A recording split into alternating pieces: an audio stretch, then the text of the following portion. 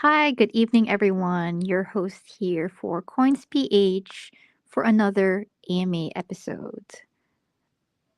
So, joining us today is Bruno from the Brazil team.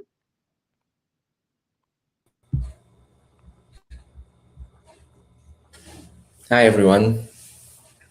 Good Hi, evening. Bruno. Maybe you could introduce yourself and share a little bit about what you do and the Brazil team. So, we've had Sure. several members on, but this is the first time we're having you on. Yeah, so it's my pleasure to be here on your series. My name is Bruno. I'm currently on the head of CX, which is the customer experience on Brazil team. So my focus, even though I'm also participating a bit on the growth team and the marketing, my focus is more on the experience of the user itself, either business, either customer, either retailer, on the Brazil side. So that includes anything related to the whole process on since they are signing up until they do the first transaction to see if everything is smooth, their verification process, handling the support for those users, the communication that we should have with them. So yeah, basically that's the my job, and my role is more focused on the customer, and it's the voice of the customer within the business unit in Brazil. Amazing. And a big question from previous AMAs was asking about small to medium enterprises and how Yes. to get retail users using coins. So that's the focus for today. So, question number one is SMEs are global from day one today. Why hasn't cross border payment infrastructure kept pace with that reality? Right. So, first of all, I think it's a good point that SMEs usually they are not on the spotlight that often as large enterprises, for example. So, yeah, cross border was designed for a world where only large corporations could actually participate. This is my feeling so far. All the talks we see, it's always with large enterprises being focused first, and SMEs have this struggle because they are on a commerce, and they are on a world now that it's global since day one. Um, but their payments and their payments infrastructure is still rely on technology that was mostly progressed and mostly created on the 70s, on the last century. So there is a true mismatch on the infrastructure we have and what SMEs can access, and what cross-border payments and the cross-border infrastructure on crypto is being developing. And this is the issue, and this is what creates this delays on the adoption. And also there's this forex spreads which are hidden.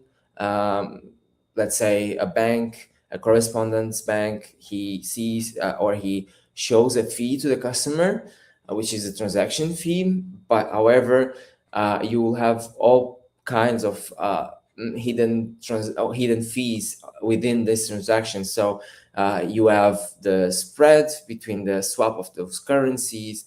Sometimes there's also a small fee also on the receiving bank. Then there are also cutoff times, which means um, economy and the world and the internet works 24/7, but seems that payments only work from Monday to Friday.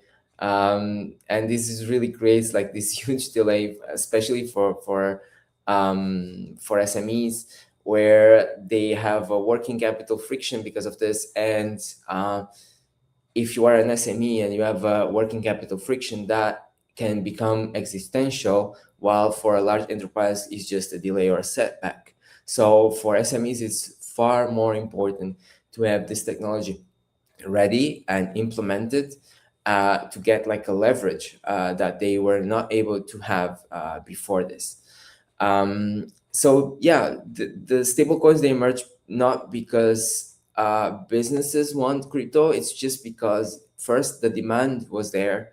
There is an infrastructure lag, and because they need the settlement that matches the speed of the internet. So yeah, commerce is digital at this right now and real time, but money is still processed in batches, and this is why the payment infrastructure is not kept pace with this vision of SMEs being global, in my opinion. Yeah, so a simplified way of putting it is also like there are multiple intermediaries right now, and crypto blockchain like just like reduces that and makes it easier to do transactions at a lower cost. Yes. So, yeah, when talking about stablecoins in this context, are we talking about crypto or are we talking about infrastructure? Because there are a lot of people who are not necessarily crypto native and they're tuning in and asking this question. Like, what is crypto in the context of FX? Yes. So I think, in my opinion, stable coins here are based. I mean, they are more related to infrastructure, even though they are crypto. So I think stablecoins, in some sort of sense, they are not the product here; they are the rail, and so something that we didn't have before. Even though everyone pays with cards nowadays, and everyone pays digitally with their phones, they scan the QR code, but and they think that the money flows are digital, but it's still a very big step forward when you say that money is right now and nowadays digital, because they are not programmable. So, and once you can only say that an economic system is fully digital when actually money is programmable. And what do I say with this is that it needs to have this flexibility of programmability, in the sense that uh, payments can be elastic. They can be not stuck on backend processes that are still very, very, very primal, let's say. So businesses nowadays, they don't care, and this is what you mentioned, that some people, they are not that tech savant, or they did not know the knowledge on crypto. Is just because businesses, I think, they don't care if it's blockchain or not. If we're speaking about SMEs, they just care about speed, the cost, predictability, sorry, and the transparency. So it's just more than the crypto itself. Of course, stablecoins are based on crypto networks, but more than crypto itself, this is just the rail for a new infrastructure. So it's this merge between the legacy system um, and the new system that is emerging, which will eventually, I think, most stable coins will not be called stable coins. They will transcend this idea of crypto, maybe in the coming years, once they become the infrastructure. I think that's on my side, my take on that. Yeah, and they're saying like mass adoption is coming, but like it seems to be that mass adoption is here and it's just becoming more and more utility use cases for crypto, for blockchain, and like big institutional players coming in, governments coming in, banks coming in, and like using these digital rails. So remittance seems to be the first use case people mention. Why are stablecoins particularly powerful in this space? Well, in some sort, it's what I mentioned in the first question, that the traditional flows right now, they do have a 5 to 10% fees globally on average. They have a multi-day settlement where money does not flow immediately or instant, and there's limited visibility on traditional flows. So SMEs cannot do the business as swiftly, as flexible as they could, mainly because there's this delay on on the traditional flows. And why is stablecoin so powerful here? Well, because they present the idea, and they will integrate this new version of the world, where there will be lower, much lower fee layers. They will be much more specified, much more transparent on the transactions, and they will be near instant, which means that the same way we nowadays send an email and we don't expect this email to arrive in 3 days to the person, we know it will arrive in a matter of seconds. This will happen for the payment and the cross-border infrastructure and the remittances infrastructure, where we know that it will arrive in a matter of seconds. There will not be this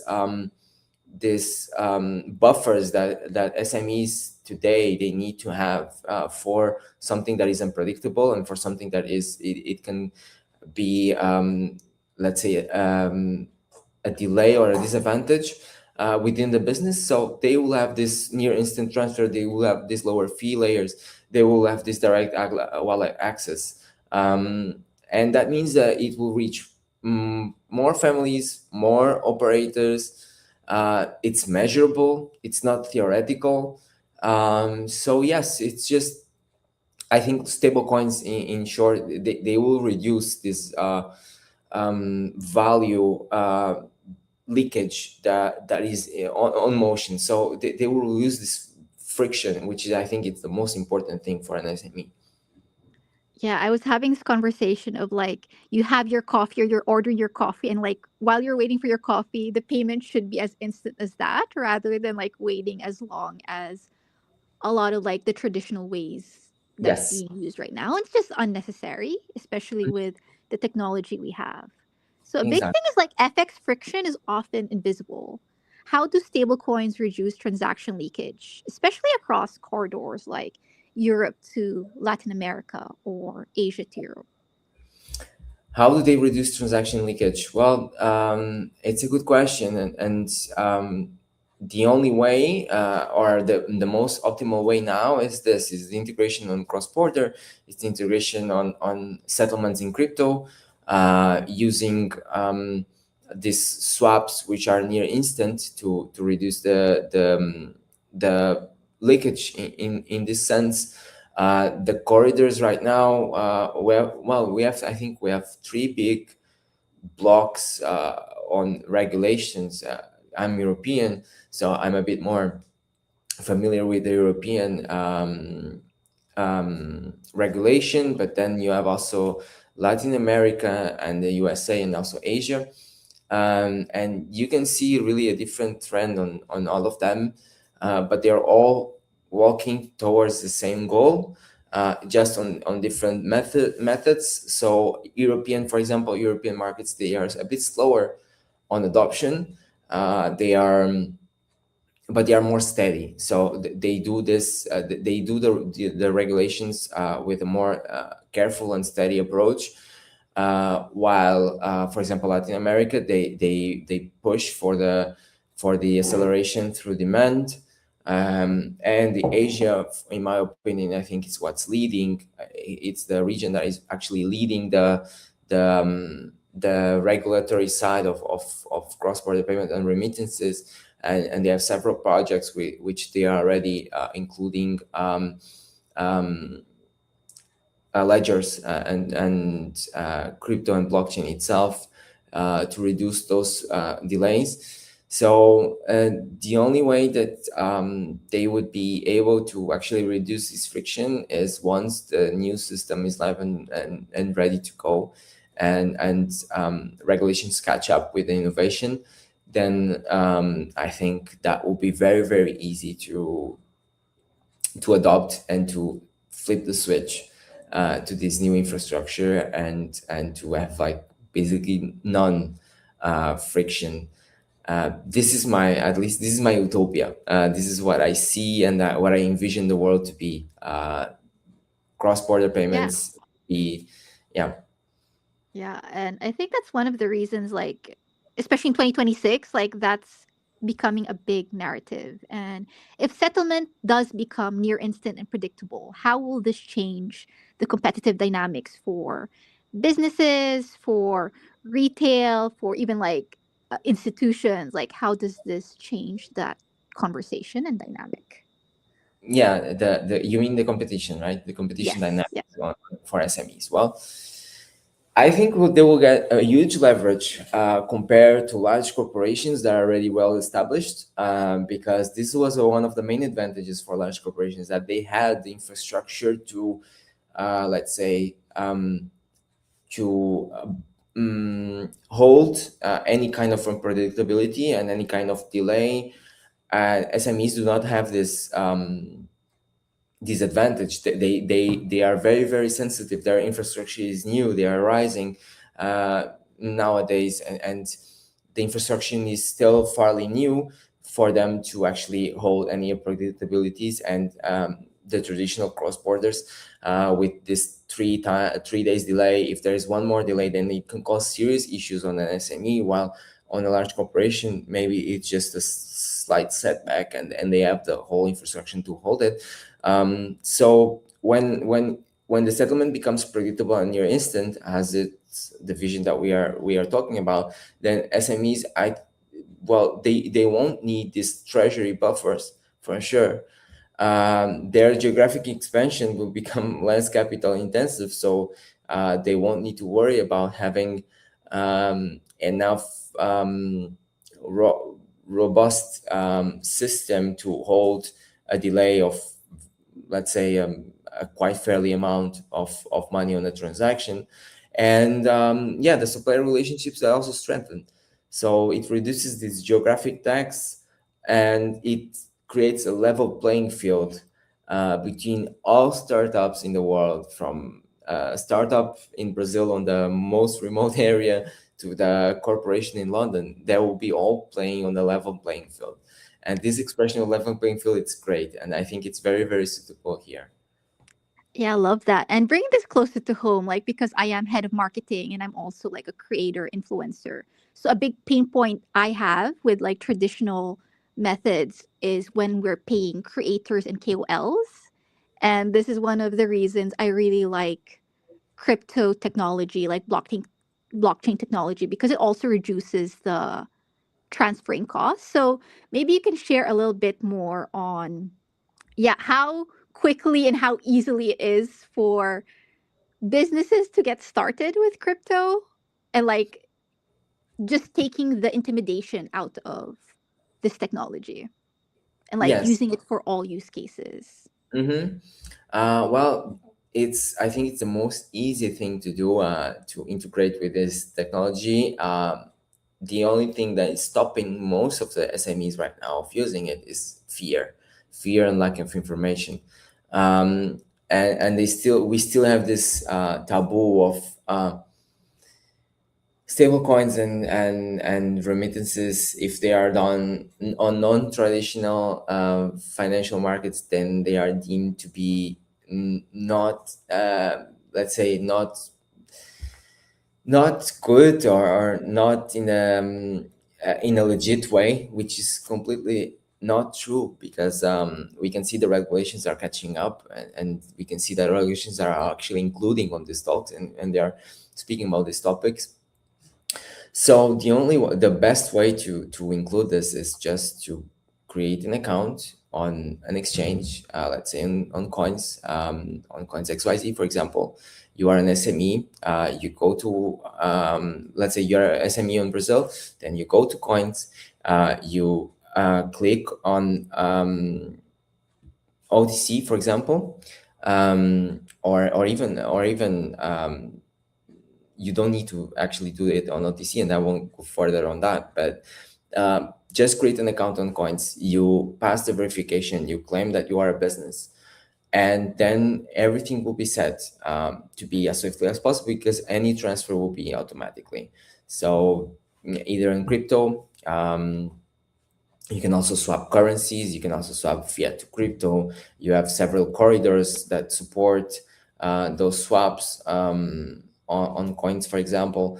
So it's very, very seamless, and you just need to create an account on a crypto exchange. But there is this still inherent fear of change, and this is completely normal, and this will change very, very soon. It was the same fear that we had on the internet. It was the same fear every time we have an adoption, or we have a new financial product or a new change in the world, there will be always a bit of resistance first, and then we have this leap of faith and this huge leap forward where everything will be settled instantly. And yeah, that it's just my recommendation for SMEs who actually want to join is just to an account on Crypto Exchange, pass the verification as a business, and even contact support. And we will be there to actually assist, to help you understand the whole process, and to assist you on showing you how this works and how it works. And yeah, basically that's it. Yeah, and then like also beyond like OTC, there's actually like we have so much more to coins that we aren't like people don't know about us. So there are some partners who get like all their employees paid in stablecoin. So we have the payroll services, and there's a lot that SMEs can do. And like coins being a super app where your money, you use it for trading, you use it for payroll, you use it to move money locally and internationally, but also like everything like lives in that one app. So yeah, Yeah. from a CX perspective, how does instant and transparent settlement reshape customer trust and cross-border transactions? From a CX perspective, it's a very good question. So it's what we've been talking, and we are, let's say, merging some questions all together. And cross-border payments, right now, as a CX perspective, we need to understand that it if you are, let's say, working as a CX for a traditional bank, most of the questions the customers will come to ask you is, did it fail? Why is it still not arriving? When will it arrive? How much will be receiving on the other side? So all these questions is what a CX person who is working on a traditional bank will most likely receive on chat or on ticket. And this is what we won't have here, because all of them will be instant and transparent, and it will reduce completely this anxiety and this uncertainty. So from a CX perspective, this isn't about only about faster payments. It's about lowering an emotional cost, let's say. uh, there will be not only a change on the infrastructure of the person, or of the company who uses digital assets for these remittance and these cross-border payments, but it will also lower their emotional costs. And this is very funny because speed reduces anxiety. We add Absolutely. this. Yeah, so it will be, from a CX perspective, this speed will already improve many things, not only the settlement itself, but on the business side, their trust, their anxiety, their fears, their delays, their weaknesses on infrastructure. It will all be reduced with speed, and especially on cross border. So I think starting by uh, advocating the users to actually understand the product, and to reduce their fear will be the correct approach as CX, because it's about education as well, not only the infrastructure, because there's always this emotional side, even though businesses should not have this emotional side. But we are humans, and SMEs especially, they are more humans than large enterprises. So focusing on this emotional part is key, I think, on as a CX. Yeah, and making it so easy that even like your grandmother can use crypto, like pushing that narrative and that initiative, and like making it non-intimidating for anyone to get started with. So there's a lot we're actually working on coins, like in terms of like improving the UX, and we're listening for feedback, we're listening to the community, we're on the grounds, especially in the Philippines. Like we have a lot of activations going on, and likewise in Latam, I think like we're going to get started in the Middle East and in Europe. So on your side, is there anything that you can share or any alpha you can share with the coins? audience listening in? Yeah, well, I think you'll see some interesting news and interesting approaches on crypto on the next couple of months, at least from Brazil side. We'll actually start to dig more into these SMEs. We see that they are not still enough having enough spotlight on this whole first world that we're creating on in this new world, and so we will also do our best to actually start to uh, change this perspective on SMEs, which will be very difficult because they will not have any knowledge on crypto and they will have this anxiety. So it will be a very hard work for us, but this is what we are working on currently. And yeah, I'm very curious to know how the next couple of years will develop. Also with AI, currently there is this new agentic economy that is coming up, where AIs are not only now semantic, they do not only talk with you and solve your doubts, but they're actually participating on your life and they can do tasks for you. And I would say that in a couple of years, 5 years tops, I think every company will have their own agent, which will perform this routine tasks or even payments for them. So it will all be merged together in this beautiful new world where data, well, where value will move the same way and with the same speed as data nowadays. I think that's my take. Yeah, I love that. And speaking about the future, looking ahead 3 to 5 years from now, what does cross-border trade look like if stablecoins becomes the mainstream settlement rails?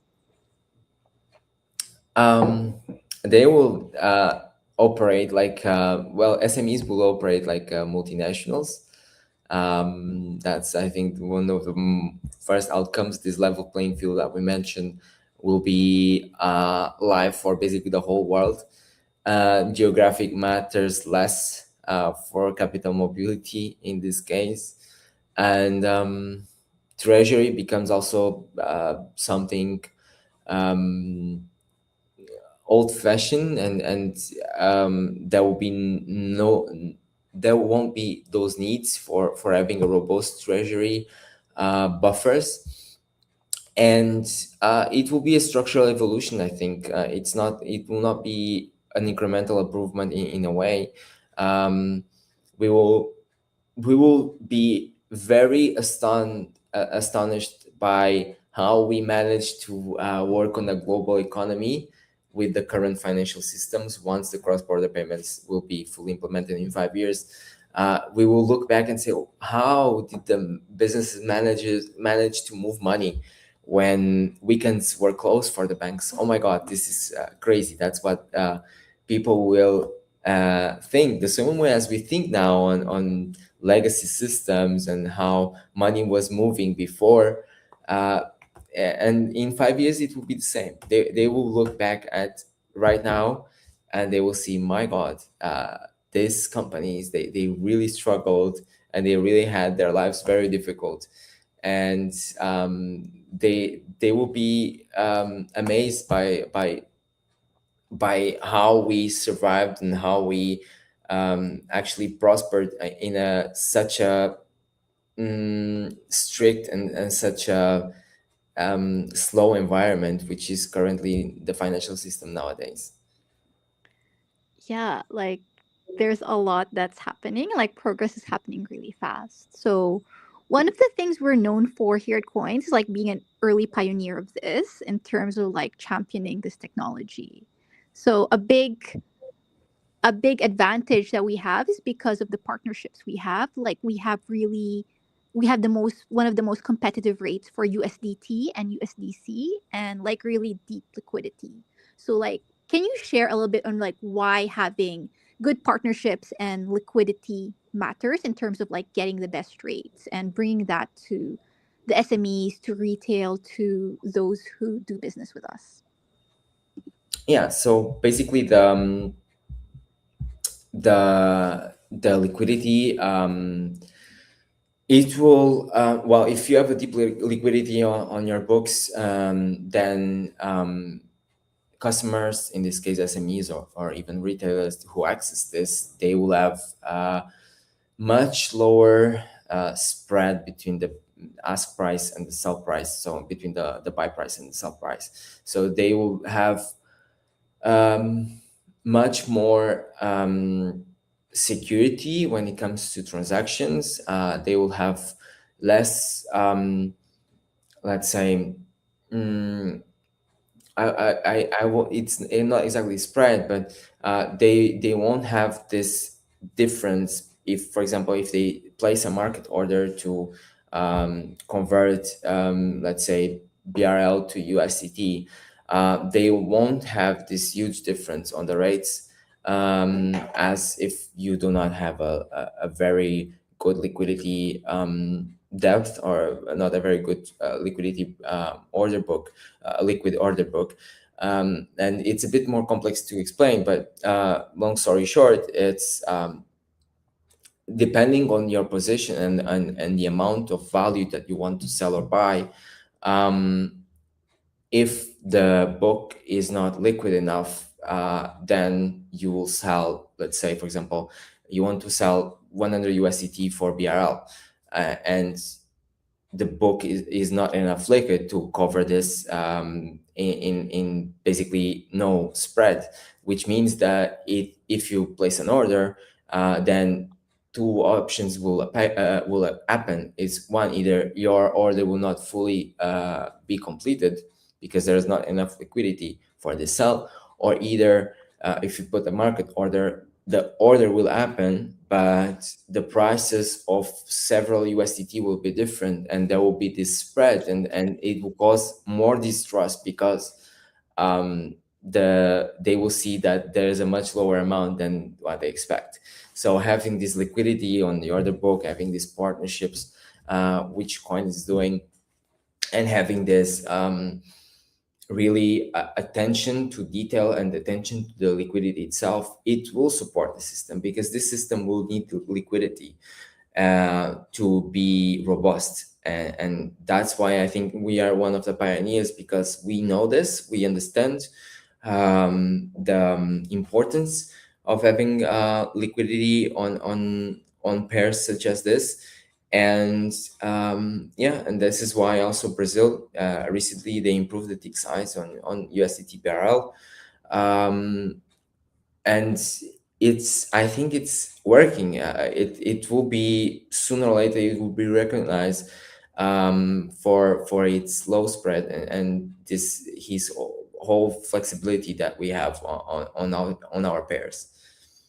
Yeah, absolutely. We're fighting for every cent, and like we're really partnering with all of these different chains. We're forming a lot of like partnerships because we want to bring the value back to the users of coins, and it is a work in process. So like because we're still very early on, we're already able to negotiate and like bring down the cost as much as possible. But like the more people who are using this technology, it becomes just like lowered costs. And with the deep liquidity that we are providing, like this also helps stabilize the price. So, like, our biggest competitive edge is the stablecoin rates and OTC trades and regulatory like compliance. So, yeah, thank you so much for joining this AMA. Is there anything you want to share for what members or the audience can look forward to in terms of like what's planned for Brazil? I know there's an upcoming Rio blockchain where Guy is the speaker of. Anything you want to share, and how can the audience find out more about Coins Brazil and like Latam? Yeah, sure. So from our side, very interesting news are coming soon. We are, as I mentioned before, we are touching these SMEs. We are doing some very cool initiatives on that matter. We have a campaign actually running next week for USDT BRL pairs, and this one will be for any user. wants to participate. Basically, we will give 100% cashback on the trading fees for that pair specifically. We still have our communities, we still have our engagement portals, and we still have our social media. You can follow us on Coins XYZ Brazil, on Instagram, on LinkedIn, on YouTube, on TikTok. We even now have a new social media, which is Kuai. I do not know if it's famous in Philippines, but here in Brazil, it's very, very big. So we do have this portal now for users to contact us. We have our still we have our special community, which is on circle.com. So it's like a private social network, which is working great. People are very, very keen to actually share knowledge, to share their interests. It works pretty much like an X or an Instagram, or even between a mix between both, but in a controlled environment. So you feel free to reach out on any of our social media, or even on our customer support, and we will be more than glad to help you, and to just talk with you a bit. And yeah, and keep us. You should keep posted on our LinkedIn. We will share more news on our projects very, very soon. But many of them will be related to what we mentioned today. So it will be great. Yeah, so touching on community, that you don't have to do things alone, and also like the education piece, like really making it more than just you and like figuring things out on yourself, because like especially when I started crypto, I had to do a lot of trial and error, and there's no one to ask, and like now there's just a lot more resources and a lot more people using it, and also just creating like, once you use stablecoin, once you use like one part of the ecosystem, you can learn, for example, about trading, you can learn about yield coins, you can learn about so much more, and you can ask the questions you're wanting to ask. And that's something Brazil is like really deep on. And Yeah, like, I it's think the universities and schools and just like getting the youth involved. yeah, it's a learning process. Crypto is a learning process where you actually need to mm, get involved into all the features that crypto presents, right? So trading, transfers, withdrawals, deposits of crypto, knowing, understanding the networks, everything. It's just a learning process. It's a lot of things to actually learn from, that are implemented in the recent years. But having these communities as we have here, it helps a lot. And they are really, really keen to help each other. They're also doing lives by themselves on our platform, our social platform. They have discussions, they have open discussions. So it's really great to see, not only that it's related to us, or that we created this environment where people share knowledge, but just to see how people actually are interested in this. It shows that it has potential to change the world indeed. And otherwise, there will not be that many people actually understanding the value. So yeah, it's great to have this community in Brazil. It's great to have these spaces where we can reach out to our customers and to our users, and hopefully it will continue, and it will continue to grow. Love that. Thank you so much for joining us for this AMA. And thank you to everyone who tuned in and listened in. So let us know in the comments like what questions you have, like what topics you want to see more of, and looking forward to the future AMAs and segments and sessions and in real life events. Thank you, Bruno. Thank you, everyone. Thanks Good for night. for the talk. Have a good night.